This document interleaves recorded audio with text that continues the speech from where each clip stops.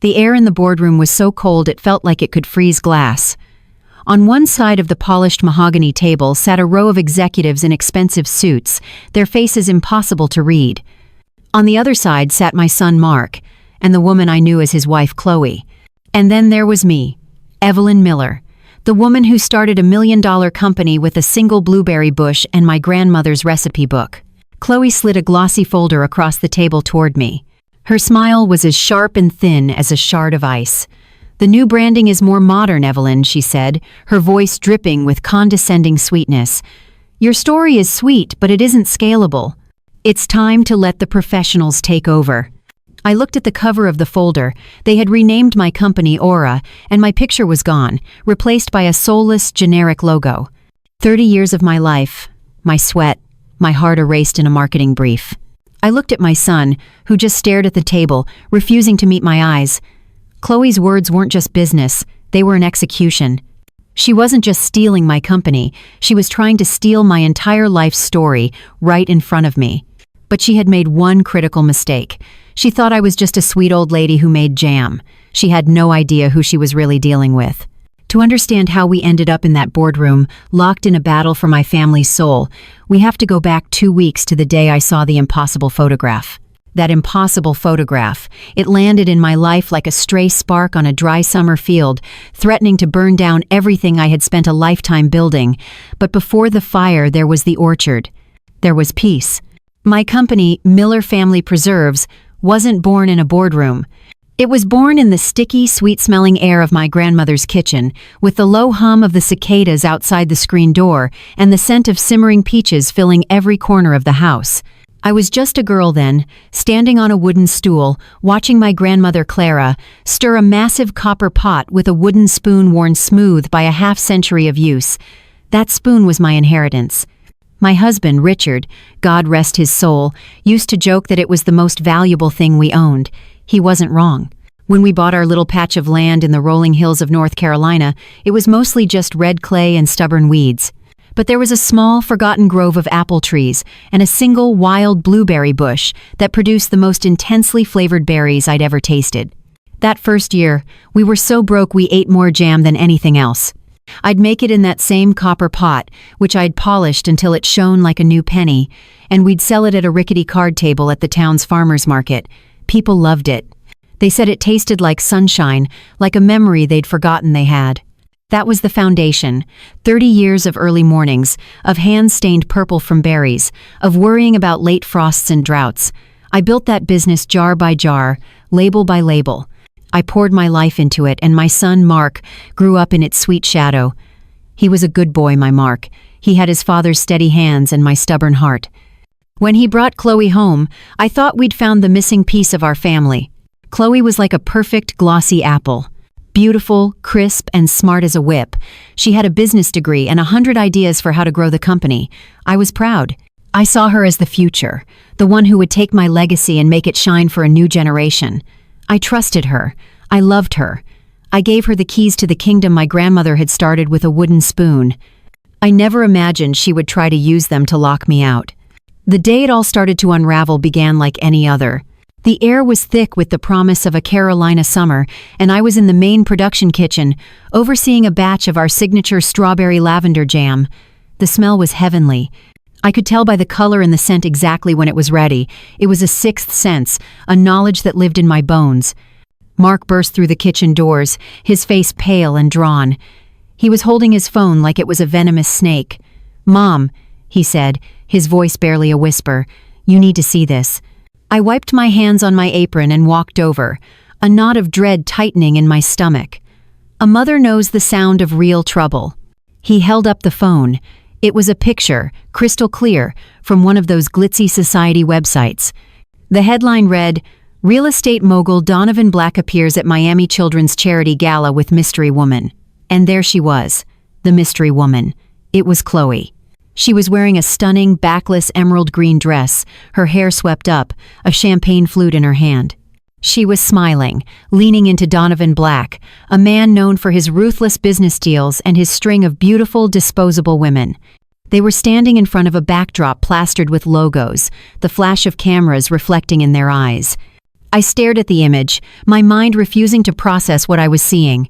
The sounds of the kitchen faded away, the bubbling of the jam, the clinking of jars, the hum of the cooling fans. All I could hear was the frantic pounding of my own heart. This is a mistake," I stammered, my voice sounding thin and foreign to my own ears. "It's an old photo. It has to be." Mark shook his head, his eyes wide with a mixture of fear and confusion. "It's not, Mom. Look at the timestamp. It was posted 3 minutes ago. My friend from the Coast Guard, Jerry, he's stationed down there. He sent it to me. He said, 'Isn't this Chloe? It's a live feed.'" A live feed. Miami, 3 minutes ago. But Chloe was upstairs, in her bed. She'd come down for breakfast that morning looking wan and pale, complaining of a terrible migraine. She'd said the light was killing her, and she was going back to bed to sleep it off. I'd made her toast and tea, pulled the blackout curtains in their room, and told her to rest. I could still picture her, wrapped in her plush white robe, looking so fragile.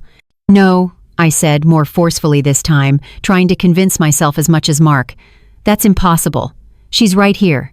She's in this house, right now." A cold wave washed over me. I turned and walked out of the kitchen, through the dining room, and toward the grand oak staircase that led to the second floor. Each step felt heavy, like I was wading through deep water. Mark followed close behind me, his breathing shallow. The house was silent. All I could think was, she's sick in bed.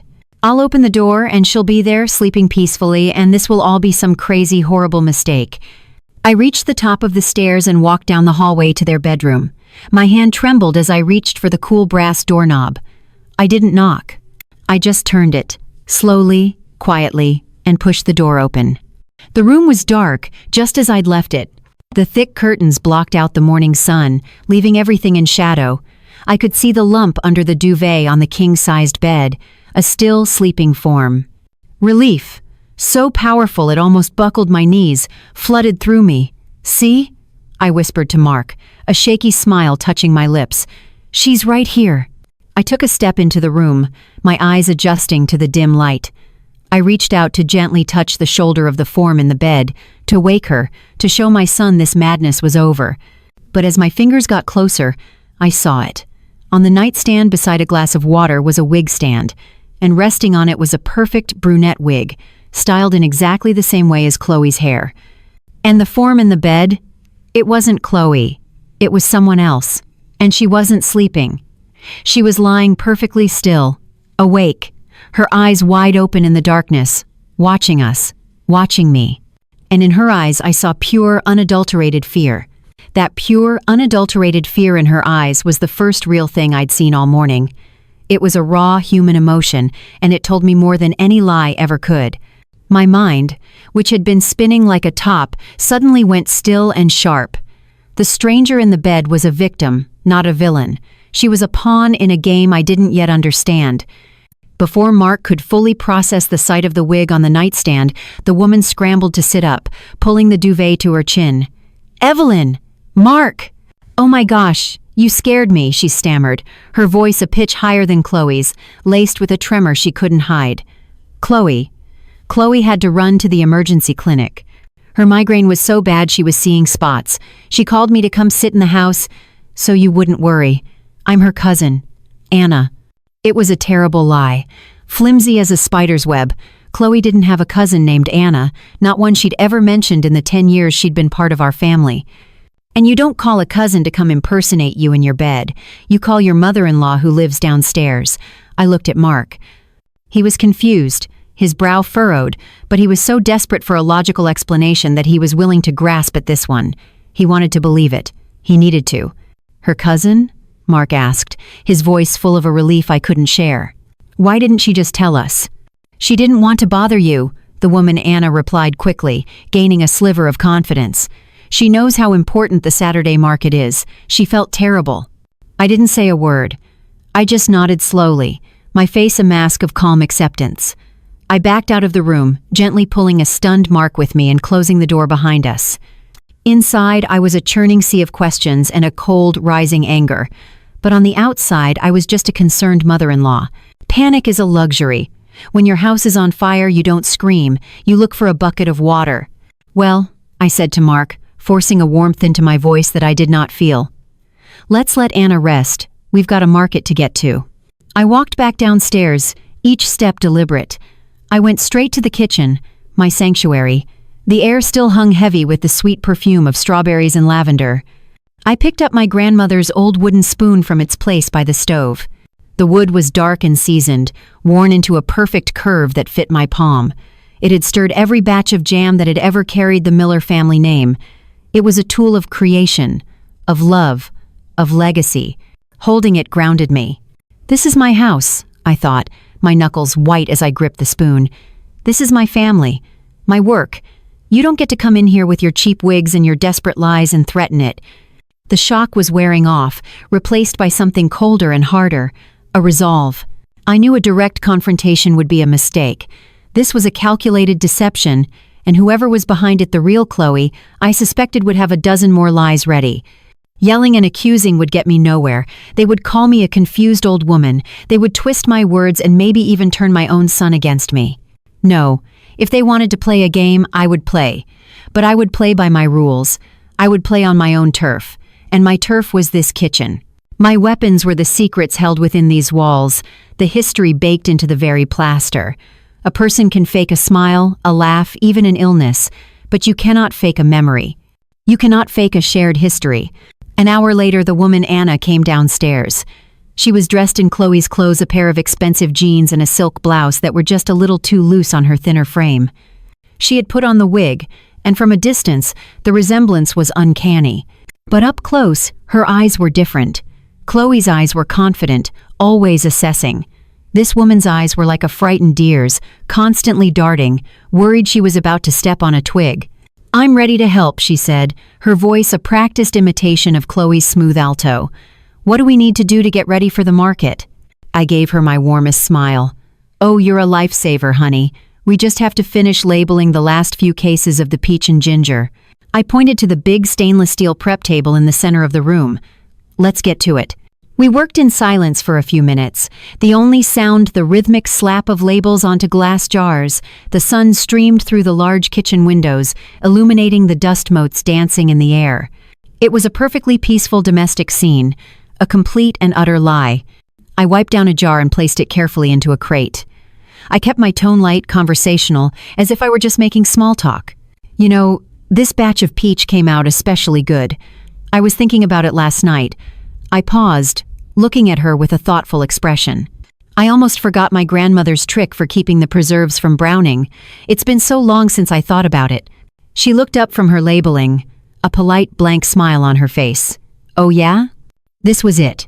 The first test. My heart was thumping against my ribs like a trapped bird. I leaned against the counter, crossing my arms. "Yes," I said, my voice as casual as if I were discussing the weather. I was telling Chloe about it again just last month when we were developing the new apricot recipe. Besides the cardamom, there's that one little thing she always insisted made the difference. What was it again, honey? My mind is a sieve today. I watched her face.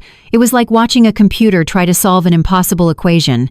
Her eyes flickered for a fraction of a second. She was searching an empty database. She knew it was a test. I knew it was a test.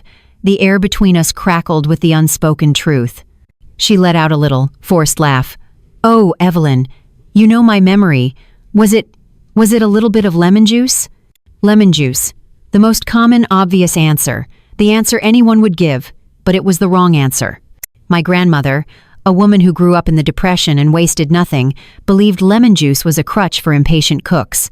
Her secret, the one she passed down to me, the one I had passed down to Chloe on the day she and Mark got engaged, was a single tiny pinch of salt. It was counterintuitive. It made no sense. But it was our secret. It was the story in the jar. I held her gaze for a long moment. I let the silence stretch, filling the space between us with everything she wasn't saying. Then, I smiled. It was a bright, brittle thing, and I'm not sure it reached my eyes. "Of course," I said, turning back to my work. Silly me, lemon juice. But my inner voice, the one that had been screaming in confusion all morning, was now perfectly calm and clear. It spoke with the certainty of a judge handing down a verdict. "That's not my Chloe." I knew that woman wasn't my Chloe. Knowing it in my gut was one thing, but proving it was another. It was my word, the word of an old woman who still used a wooden spoon in a world of stainless steel, against the word of my son's beautiful modern wife. Mark was a good man, but he saw what he wanted to see, and he desperately wanted to see his happy, perfect life. I knew then that the next piece of evidence couldn't come from me. It had to come from a source so pure and honest that not even Mark, in his willful blindness, could ignore it. The next morning was Saturday, which in our town meant one thing: youth soccer. The fields behind the elementary school were a chaotic explosion of color and noise. Little kids in brightly colored jerseys swarmed after a soccer ball like a pack of bees, while their parents lined the sidelines in camping chairs, shouting encouragement and sipping coffee from travel mugs. It was a slice of pure Americana, a scene I'd loved since Mark was Leo's age. But that day, sitting in my usual folding chair, the familiar scene felt different. It was tainted. The crisp autumn air felt heavy, and the cheerful shouts of the parents sounded distant and muffled, as if I were listening to them from underwater. The woman I was supposed to call Chloe sat next to me. She was wearing a ridiculously expensive-looking athleisure outfit that was more suited for a yoga studio in Beverly Hills than a dusty soccer field in North Carolina.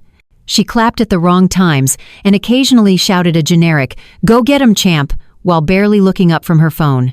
Mark, trying to bridge the ever-widening gap of strangeness between us, kept up a running commentary of the game, pointing out Leo's plays, his voice a little too loud, a little too cheerful.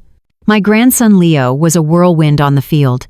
He was small for his age, but he was fast and fierce, his face a mask of pure concentration. He loved the game.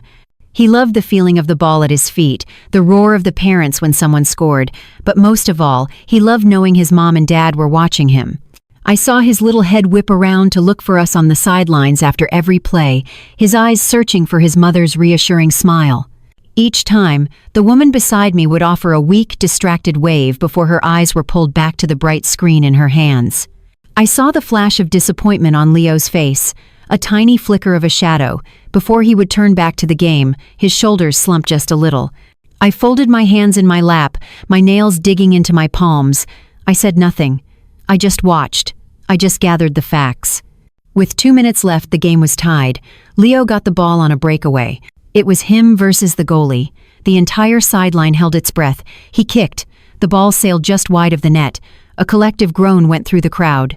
A moment later, the final whistle blew. The game was a tie, but for a 7-year-old who had just missed the winning shot, it was a crushing defeat.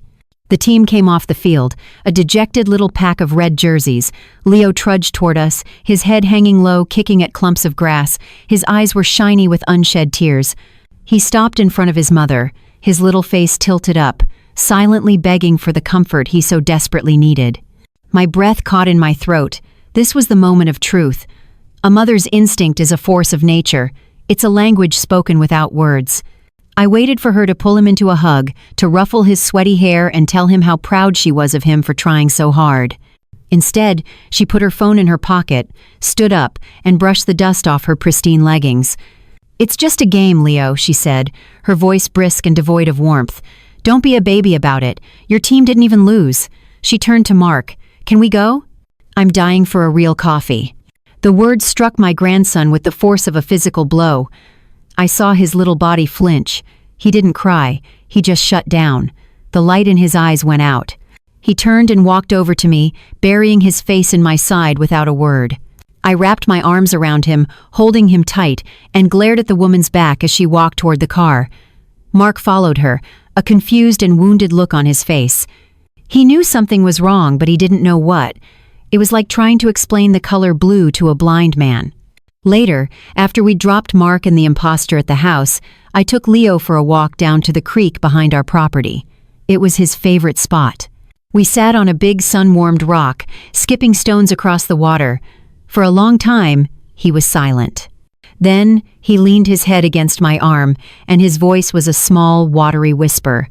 "Grandma," he said, "Mommy forgot about the treehouse." I stroked his hair. "What do you mean, sweetie?" "The promise," he whispered, his voice thick with tears. "Last year, when I was scared to go to my first sleepover, she took me to the treehouse.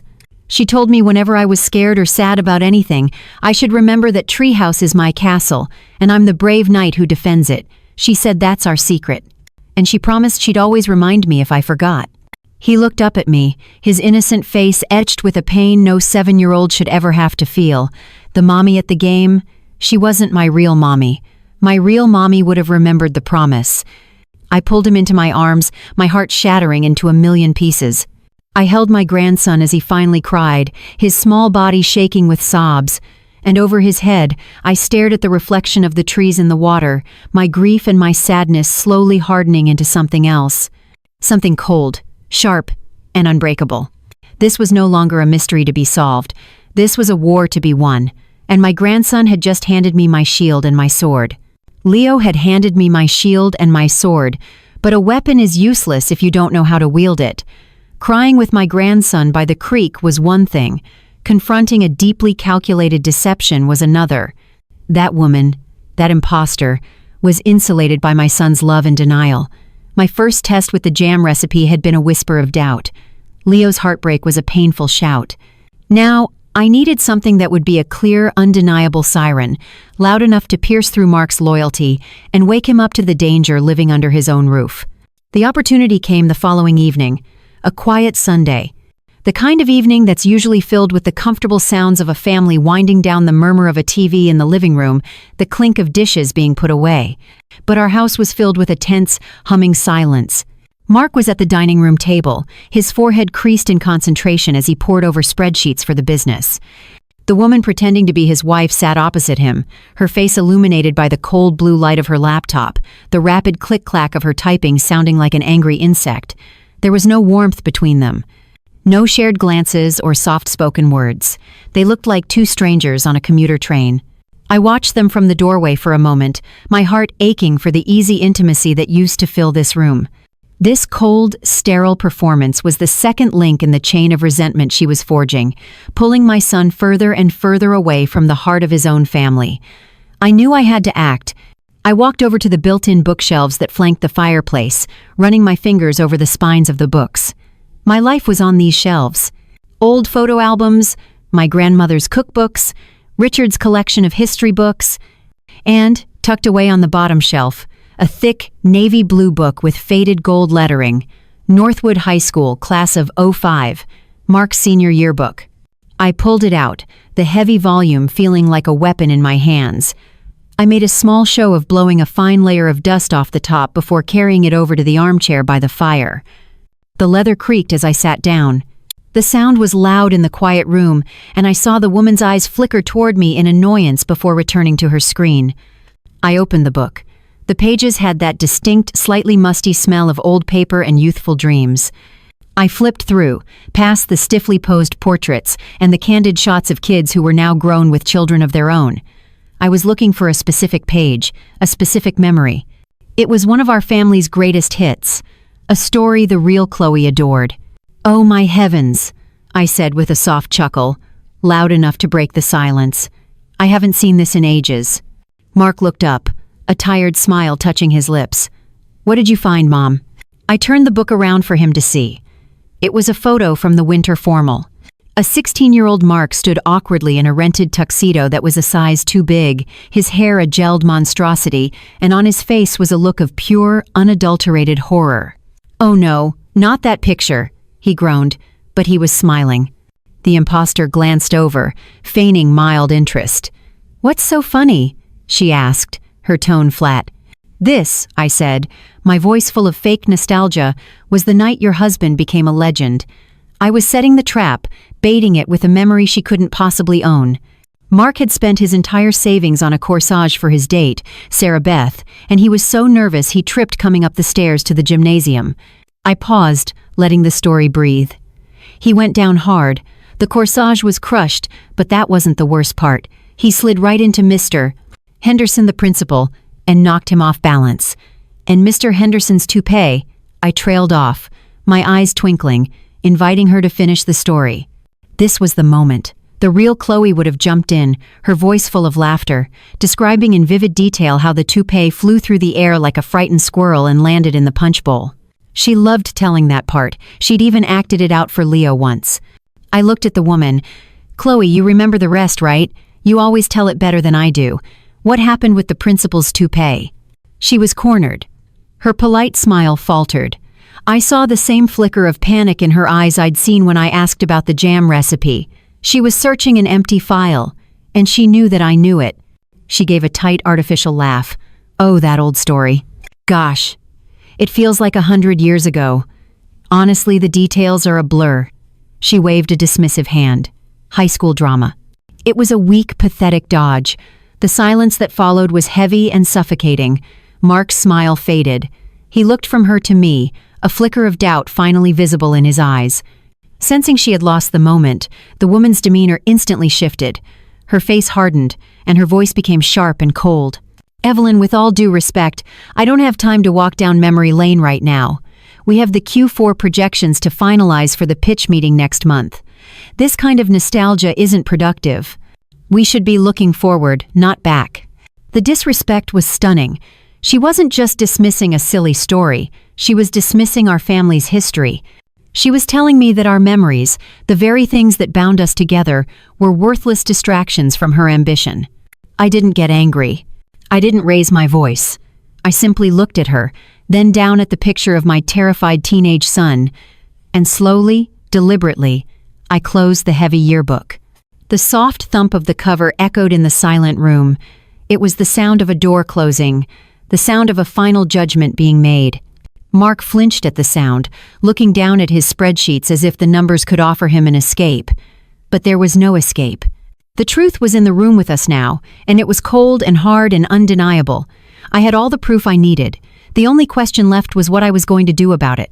The question of what I was going to do about it echoed in my head for the rest of that long, silent evening. It followed me up to bed and settled on my pillow like a stone. I lay awake for hours, staring into the darkness, listening to the old house creak and groan around me. Setting these little traps, the recipe, the yearbook, it was all just poking at the edges of a much larger, darker truth. It wasn't enough. It was too slow. And every day that this lie continued was another day my grandson's heart was being quietly broken. I couldn't protect my family by playing defense anymore. I had to go on the attack. The next morning, I was up before the sun, a woman on a mission. The imposter had developed a habit of taking long, scalding hot showers in the morning, a luxury she clearly didn't have wherever she came from. While the water was running, I slipped into the first-floor guest room she'd been using more and more often, claiming Mark's snoring was keeping her up. The room was neat, impersonal, except for a worn denim jacket slung over a chair. It was a cheap jacket, the kind you'd find at a thrift store. The real Chloe, with her designer labels and boutique tastes, wouldn't have been caught dead in it. My heart hammered against my ribs. This felt like a betrayal, searching through someone's things. But the truth was, I had no idea who this person was. She wasn't family. She was a stranger who had invaded my home. I had every right to find out why. I slid my hand into the jacket's pocket. My fingers brushed against a crumpled piece of paper. I pulled it out. It was a receipt, dated 2 days ago, from a store called the Painter's Palette, an art supply store. I smoothed the paper out on the dresser.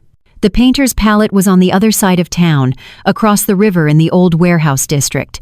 It was a part of town that felt a world away from my manicured lawns and historic brick sidewalks. It was a place of iron fire escapes, crumbling loading docks, and a struggling artist community. Chloe had zero interest in art. She couldn't draw a straight line, and once referred to a Monet painting as blurry. This was it, my clue, my breadcrumb.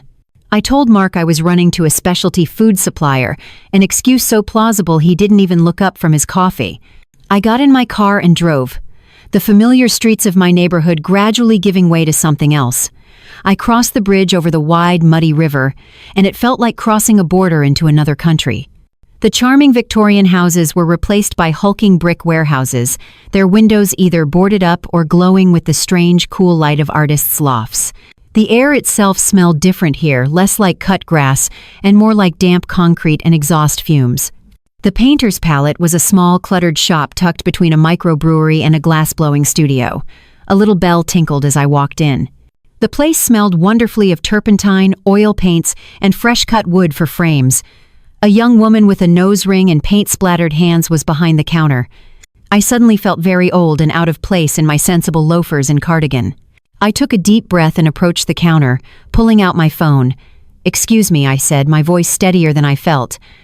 "I know this is a long shot, but I'm looking for someone. I was wondering if you recognize this woman?" I showed her a photo of Chloe from Leo's last birthday party. The girl's eyes widened in recognition. "Oh yeah, that's Anna," she said with a friendly smile. "She's in here all the time, buys a ton of charcoal pencils. Is she okay?" Anna. So that was her name. The lie from the bedroom hadn't been a complete fabrication after all. "She's fine," I said, trying to keep my voice even. "I'm an old family friend. I lost her new address. Do you know where she lives?" The girl chewed on her lip, suddenly hesitant. I probably shouldn't give out her address, but she did say she lives in the old Riverwood Mill lofts, just a couple blocks from here. "She's always talking about how thin the walls are." She leaned in conspiratorially. "She's a sweet girl, but she always looks like she's carrying the weight of the world on her shoulders, you know?" I knew. I had seen that weight in her eyes. I thanked the girl and left the shop, my heart pounding a frantic rhythm against my ribs. The Riverwood Mill lofts. It was a massive, 6-story brick behemoth that had once been the largest textile mill in the state. Now it was a maze of apartments for people living on the fringes of the economy. I found the building and stood on the cracked sidewalk, staring up at it. It was a fortress of secrets. I had no apartment number, no last name, but I had a gut feeling, a pull. I walked into the dim, echoing lobby. There was a directory on the wall, a list of names and numbers. My eyes scanned the list, and then they stopped. A. Miller, apartment 4. B. It had to be a coincidence. It had to be. But I knew it wasn't. My feet felt like lead as I took the creaking industrial elevator to the 4th floor. The hallway was long and smelled of stale cooking and paint thinner. I found 4B. For a full minute I just stood there, my hand hovering over the door. This was the point of no return. Once I knocked on this door, the lie would be shattered, and I had no idea what would be left in its place. I thought of Leo's face, his whispered words by the creek. I thought of my grandmother's spoon. I thought of my legacy. I knocked. The sound was deafening in the silent hall. I heard footsteps, and the door creaked open, and there she was. The woman from the bed, the woman from the soccer game, the woman who had failed every one of my tests. But this time there was no wig. Her own hair, the same dark brown as Chloe's, was pulled back in a messy bun. There were no expensive clothes, just a simple t-shirt and jeans, both splattered with streaks of charcoal and gray paint. Her face, a perfect, heartbreaking mirror of Chloe's, was pale and tired. She saw me, and her eyes widened in horror. She gasped, her hand flying to her mouth. In that instant, without a single word being spoken between us, the entire ugly deception was laid bare. She tried to slam the door, but it was too late. I had found her. I had found the truth. I had found the truth, and it was trying to slam a door in my face. I reacted without thinking. I pushed forward, putting my shoulder into the cheap hollow core door, forcing it open. It wasn't a show of strength, it was a refusal to be dismissed again. I was done with closed doors and whispered secrets. The woman Anna stumbled backward, her face a mask of pale terror. We stood there for a long moment in the middle of her small apartment, the door gaping open behind me. The silence was broken only by the sound of her ragged breathing and the distant wail of a siren from the street below. My anger, which had been a cold, hard stone in my gut, began to melt away, replaced by a profound and unexpected sadness. Her apartment was tiny, a single large room with a high ceiling and a massive, grimy window that looked out onto a brick wall.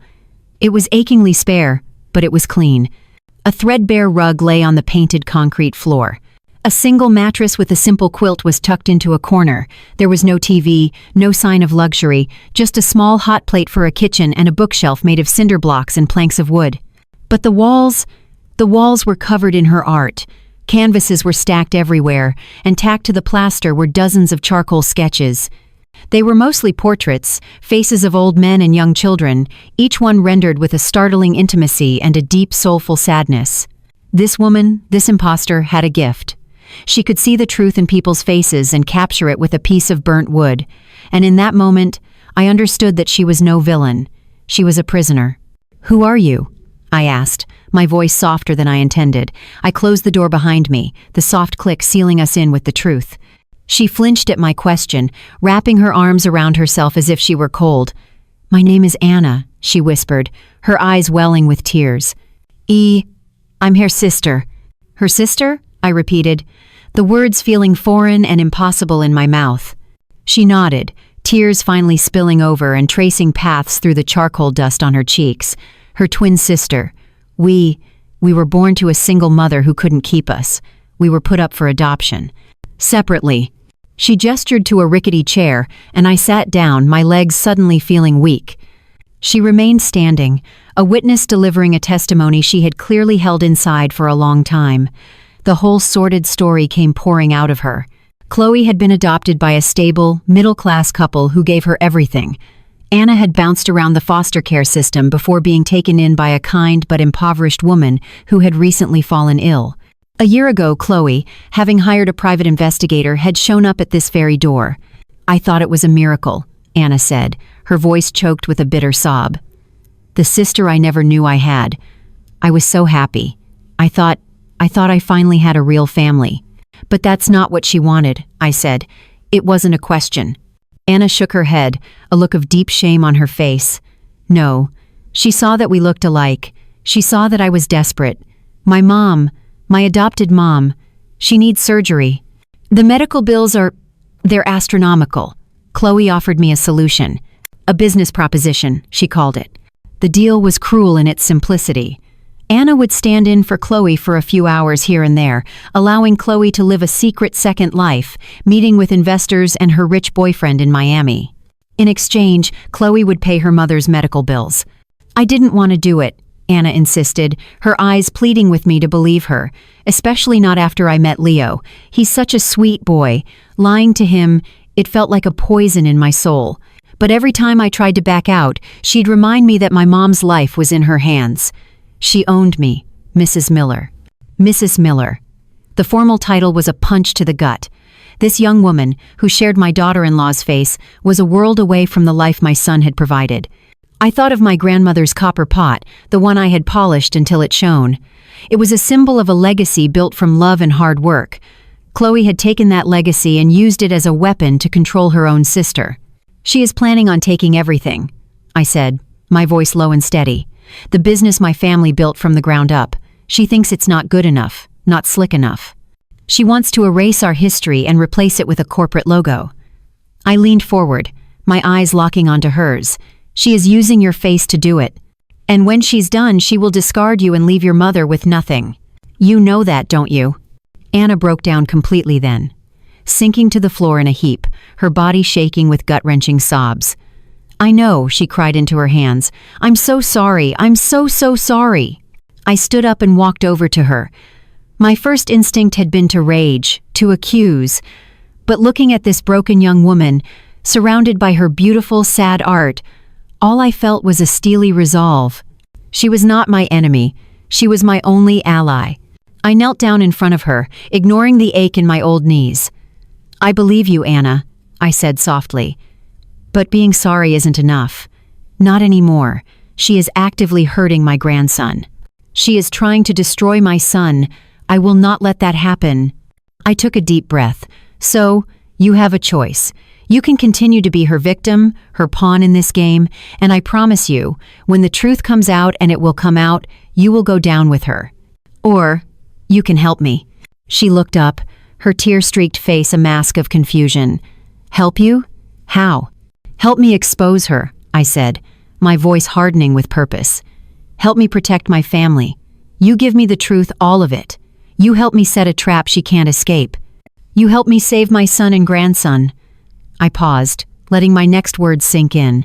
You do that, and I will personally see to it that your mother gets the surgery she needs. You have my word. The Miller family takes care of its own. It's time you were treated like family, not like an employee. A flicker of something I hadn't seen before appeared in her eyes. Hope. It was a tiny, fragile flame, but it was there. She stared at me, searching my face for the truth, just as I had been searching for it all week. She slowly, shakily, nodded. Okay, she whispered, her voice hoarse. I'll help you. I'll do whatever it takes. In that small, sparse apartment surrounded by the ghosts of charcoal portraits, two women who should have been enemies clasped hands. We weren't just forging an alliance, we were starting a revolution. We were starting a revolution, Anna and I, but I knew that every revolution has its casualties, and I was terrified that the first one would be my relationship with my own son. Leaving Anna's apartment, my mind was a whirlwind of strategy and a deep, aching sadness. I had a plan. I had an ally. But if I couldn't get Mark to see the truth, winning the war would feel an awful lot like losing.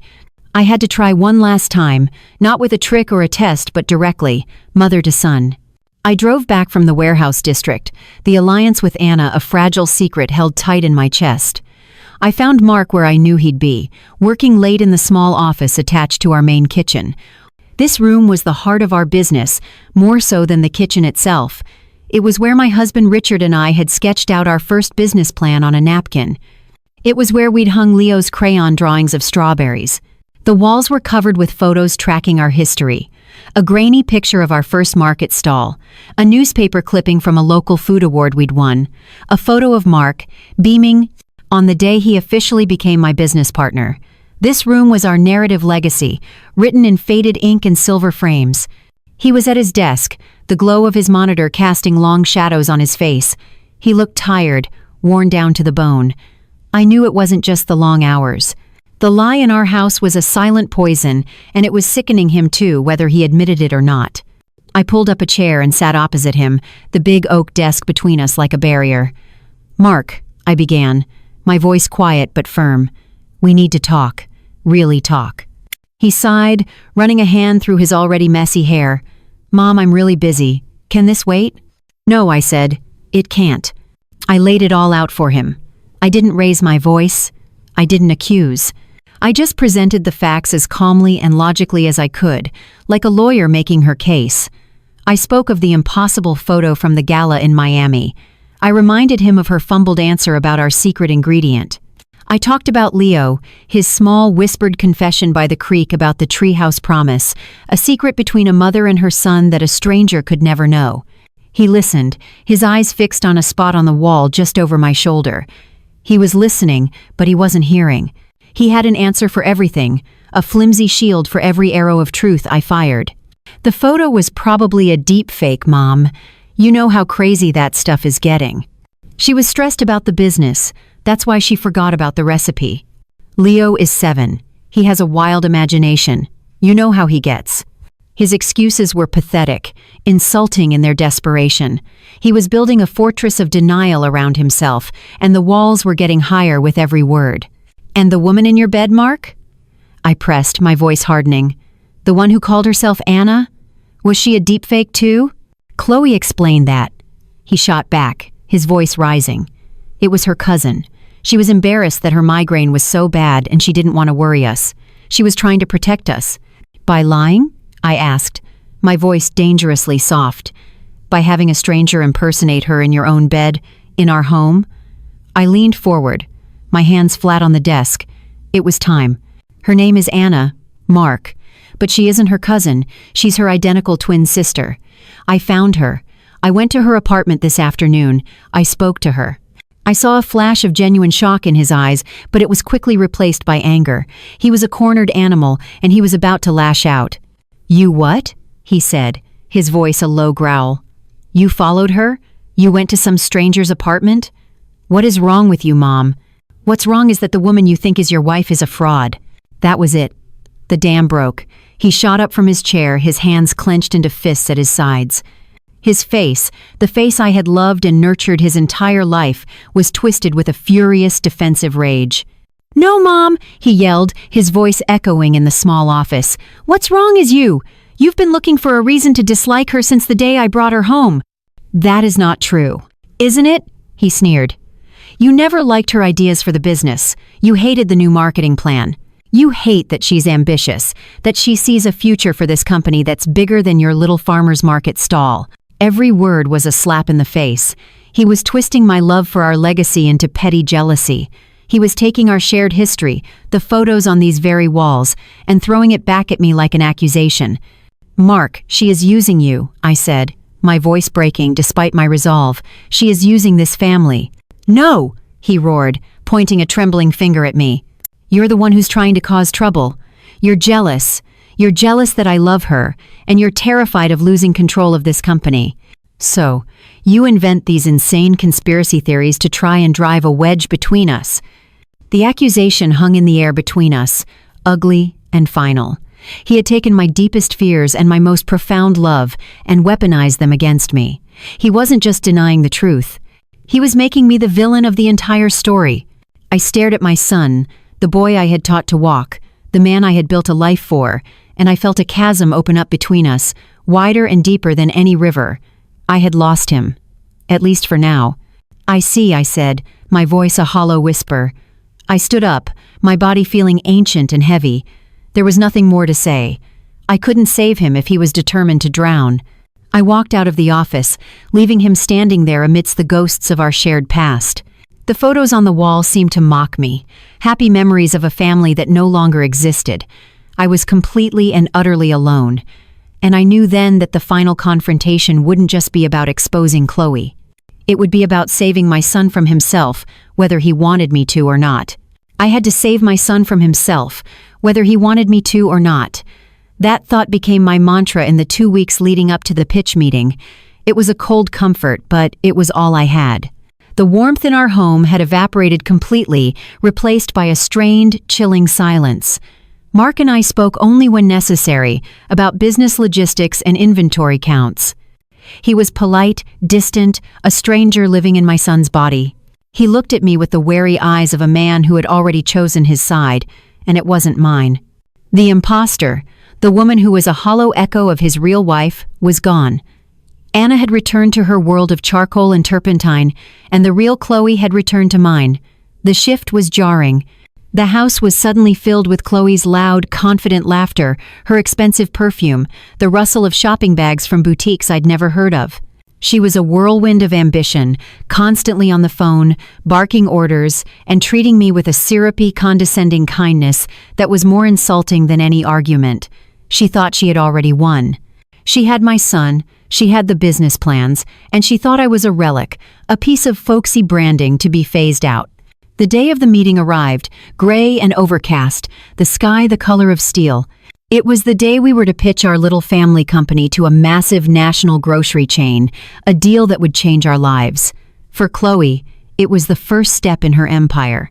For me, it was the battlefield where I would make my last stand. Anna met me in the lobby of the corporate skyscraper downtown. It was a cathedral of glass and metal, so tall it seemed to scrape the clouds. The air inside was chilled and smelled of money and recycled air. Anna looked terrified. She was dressed in a simple dark pantsuit I'd bought for her hair pulled back neatly.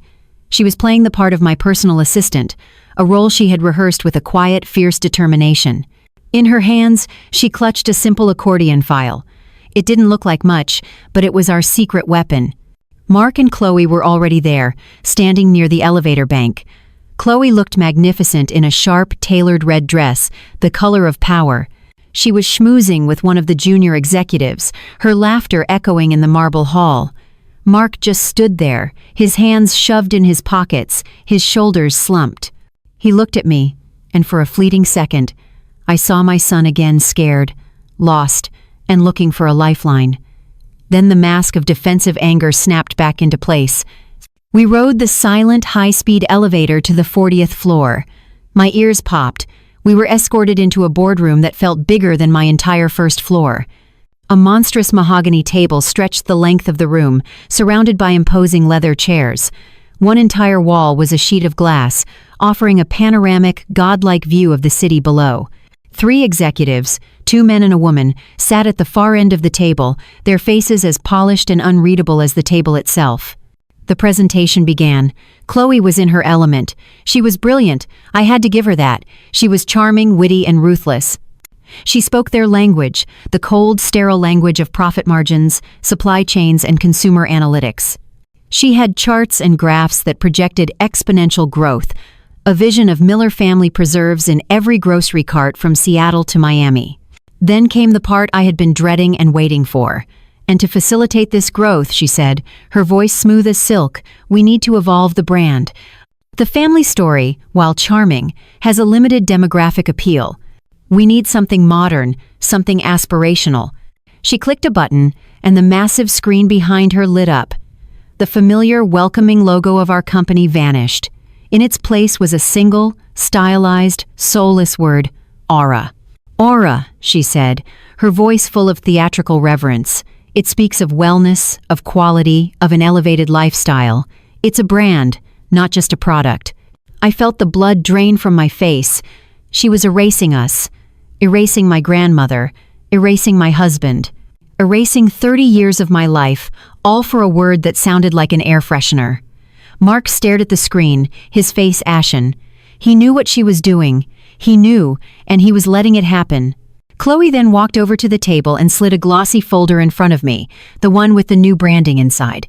She gave the executives a knowing, indulgent smile as if to say, "Now I have to deal with the sentimental old woman." She looked at me, her eyes glittering with triumph. "The new branding is more modern, Evelyn," she said, her voice a condescending purr. "Your story is sweet, but it isn't scalable. It's time to let the professionals take over." There it was, the final, killing blow, the ultimate dismissal. I looked at Mark, but he wouldn't meet my gaze. He just stared at his hands, a portrait of shame and surrender. The executives were nodding, their pens poised over their notepads. They were sold. Chloe had them. She had won.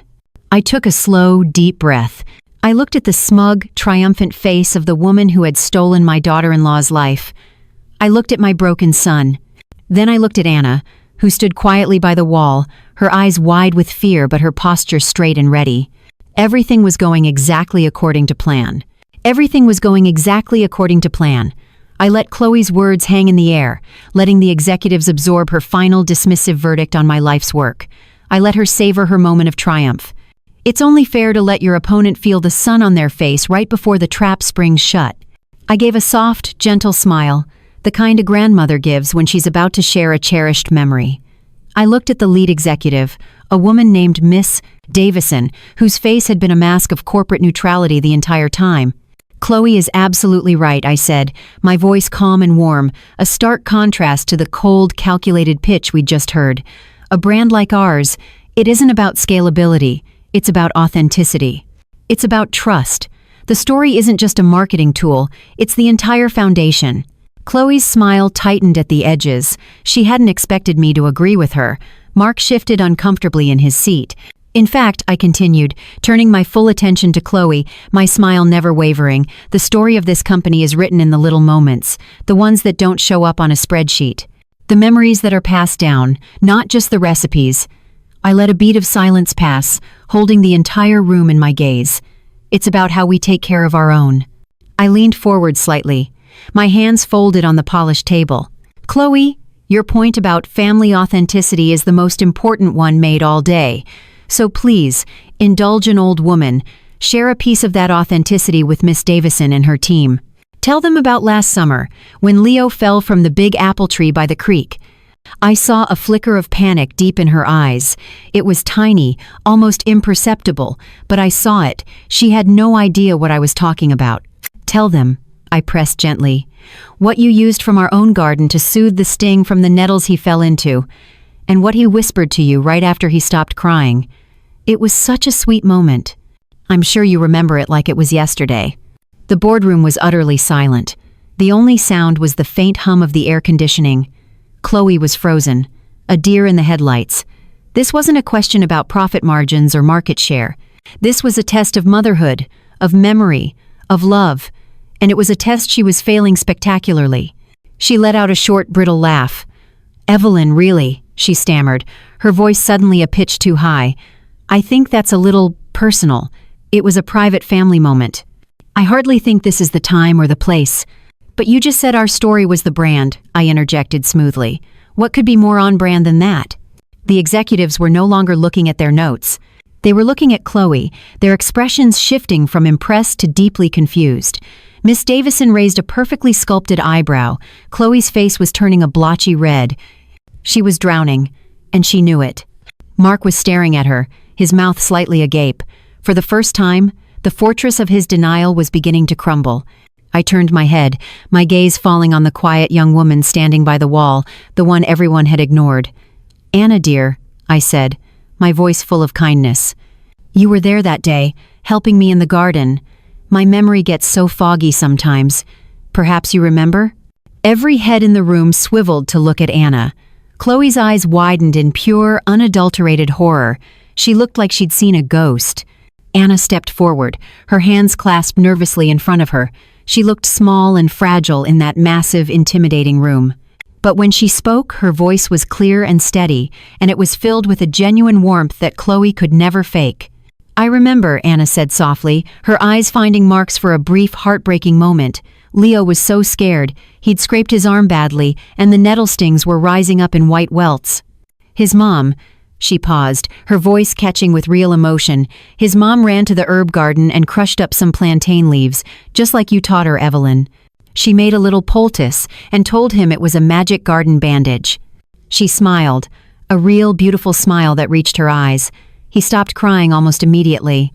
He laid his head on her shoulder, and he whispered, "You're my real mommy, because you know how to fix everything." The story, told with such simple, heartfelt detail, landed in the silent room like a thunderclap. It was perfect. It was true. It was a memory that belonged to someone in this room, but it wasn't the woman in the red dress. I didn't have to say another word. Miss Davison was staring at Chloe, her face now a mask of cold fury. Chloe was ashen, her mouth opening and closing like a fish, but no sounds were coming out. She was exposed, a fraud stripped bare under the fluorescent lights of her own ambition. But I wasn't looking at them. I was looking at my son. Mark's face had gone completely white. He slowly turned his head from the terrified, guilty face of the woman he thought was his wife to the gentle, tear-streaked face of Anna. He looked back and forth between the two identical faces, one a mask of lies, the other a portrait of truth. And in that moment, I saw the blindfold fall from his eyes. I saw a year of confusion, a year of denial, a year of being gaslit in his own home, all crashed down on him at once. The realization was a physical blow. His face crumpled, and a sound escaped his lips. A raw, strangled sob of pure, devastating understanding. He knew. It was all real, and his entire life was a lie. His entire life was a lie, and the sound of it shattering was a raw, strangled sob that echoed in the cathedral of corporate power. For a moment that stretched into an eternity, the five of us, me, my broken son, the liar, her sister, and the truth were frozen in a tableau of devastation. Then, the room exploded into quiet, efficient chaos. Miss Davison, the lead executive, stood up. The neutral mask was gone, replaced by a look of utter contempt. She snapped her portfolio shut with a sound like a gunshot. "This meeting is over," she said, her voice as cold and sharp as a shard of ice. "Our legal team will be in touch regarding the fraudulent misrepresentation." She didn't even glance at Chloe. She looked at me, gave a single, almost imperceptible nod of respect, and then swept out of the room, her team trailing in her wake like a flock of crows. The deal wasn't just dead, it had been murdered. Chloe finally broke from her paralysis, a torrent of frantic, nonsensical excuses pouring from her lips. "Wait! It's a misunderstanding. She's a disgruntled family member. She's trying to sabotage me. Mark, tell them! Tell them she's lying!" But Mark was gone. He was staring at Anna, his face a wasteland of grief, as if he was seeing a ghost and the woman he'd married at the same time. As Chloe was babbling, the boardroom door opened again.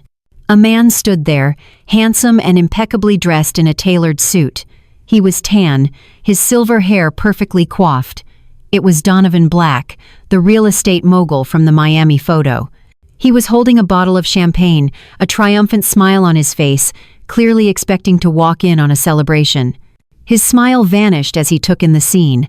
The empty chairs of the executives, my son's catatonic state, Chloe's hysterical rambling, and the quiet, tearful presence of her identical twin. His eyes, the cold, calculating eyes of a shark, darted between Chloe and Anna. He understood immediately. Not the details, but the result, a catastrophic failure. He didn't raise his voice. He didn't have to. He simply placed the unopened bottle of champagne on the edge of the monstrous table. "I don't invest in liabilities, Chloe," he said, his voice flat and devoid of any emotion. Then he turned and walked away, the soft click of the closing door a final verdict on her secret life. The second pillar of her gilded cage had just crumbled to dust. Now she had nothing left but my son.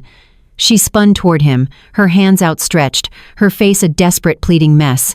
"Mark," she sobbed, "baby, look at me. It's me. It's your wife. We can fix this." Mark finally, slowly, turned his head and looked at her, and in his eyes there was nothing. No love, no hate, no anger, just a vast, hollow emptiness. He had looked into the abyss, and the woman he loved had been staring back, but it had been a lie. "Get out," he whispered, his voice hoarse. "What?" she gasped. "Get out," he repeated, each word a heavy final stone. "Get out of my office. Get out of my house. Get out of my son's life." She stared at him, finally understanding that there was nothing left to salvage. Her face contorted into a mask of pure, ugly fury. The victim act evaporated, and the predator she had been all along was revealed. "Fine," she shrieked. "You think I want this pathetic little life? This joke of a company?" He was right. "Your story is nothing. You are nothing." She grabbed her purse, shot a look of pure venom at her sister, and stormed out of the boardroom, her heels clicking an angry staccato on the marble floor. And then she was gone. The storm had passed, leaving only wreckage behind. The long drive home was the quietest I have ever experienced. I drove. Mark sat in the passenger seat, staring out the window, his body rigid, his face a blank wall of shock. Anna sat in the back, silent, weeping softly for the sister she had found and lost in the same breath. There were no words to fill a silence that profound. That evening I found Mark in the office, the same room where he had accused me of trying to destroy his life. He was just sitting in the dark, surrounded by the smiling ghosts in the picture frames on the wall. I didn't turn on the light. I just pulled up a chair and sat with him in the darkness. After a long time he spoke, his voice thick and broken. "You knew," he said. "All this time you knew, and I called you a liar. I called you jealous." "You were defending your wife," I said softly. "You were trying to protect your family." He let out a dry, rattling sob. "My family? Mom, my family was a lie. My marriage was a lie. I was living in a story that wasn't even real." He finally turned to look at me, and in the dim light from the window, I could see the tears streaming down his face. "You were the only one trying to protect our real story, the one that mattered. And I was too blind, too proud, to see it." He buried his face in his hands. "I'm so sorry, Mom," he whispered into his palms.